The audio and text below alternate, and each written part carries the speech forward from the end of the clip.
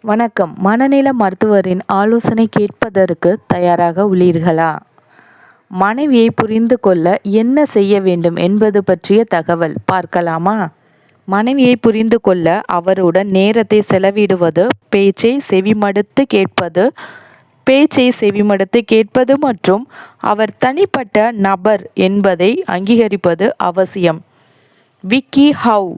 அன்பை வெளிப்படுத்துதல், வீட்டு வேலைகள் உதவுதல் மற்றும் உணர்ச்சிபூர்வமான ஆதரவு அளித்தல், குறிப்பாக கர்ப்ப காலத்தில் மூலம் அவரை நன்கு கவனித்து கொள்ளலாம்.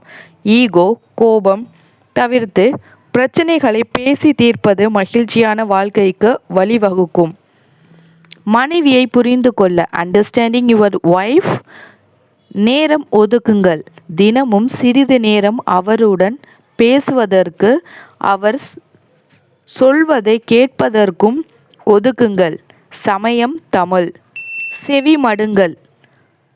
அவர் பேசும்போது குறுக்கிடாமல் அவர் உணர்வுகளை புரிந்து கொள்ள முயற்சி செய்யுங்கள். சமயம் தமிழ். தனித்தன்மையை மதியுங்கள். அவர் உங்கள் மனைவி மட்டுமல்ல, தனிப்பட்ட கருத்துகளுக்கும் விருப்பங்களுக்கும் கொண்ட ஒரு நபர் என்பதை உணருங்கள். விக்கி ஹவ். உணர்வுகளை புரிந்து கொள்ளுங்கள். மாதவிடாய் காலங்களில் ஏற்படும் ஹார்மோன் மாற்றங்களால் கோபம் அல்லது சோகம் வரலாம். அதை புரிந்து செயல்படுங்கள். ஹர் ஜிந்திகி.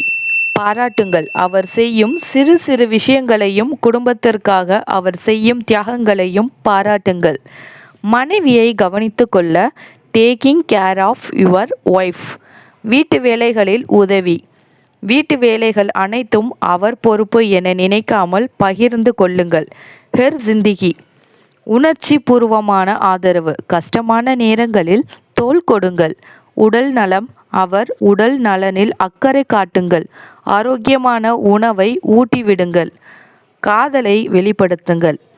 அவ்வப்போது அன்பான வார்த்தைகள் மற்றும் சிறிய பரிசுகள் மூலம் உங்கள் அன்பை வெளிப்படுத்துங்கள். சமயம் தமிழ். ஈகோ வேண்டாம். சண்டைகள் வரும் போது விட்டு கொடுத்து போவது திருமண உறவை பலப்படுத்தும். பிரசவத்திற்கு பிந்தைய ஆதரவு. குழந்தை பிறந்த பிறகு மனைவி மிகுந்த மன அழுத்தத்தில் இருக்கலாம். அப்போது கூடுதல் கவனிப்பு அவசியம். Tommy's the pregnancy and baby charity. சுருக்கமாக அன்பு, மரியாதை, உதவி, இந்த மூன்றுமே மனைவியை புரிந்து கொண்டு கவனித்து கொள்ளும் இரகசியங்கள். நன்றி. இது போன்ற தகவல்களை தெரிந்து கொள்வதற்கு சேனலில் சந்தாதாரராக சேரவும். நன்றி.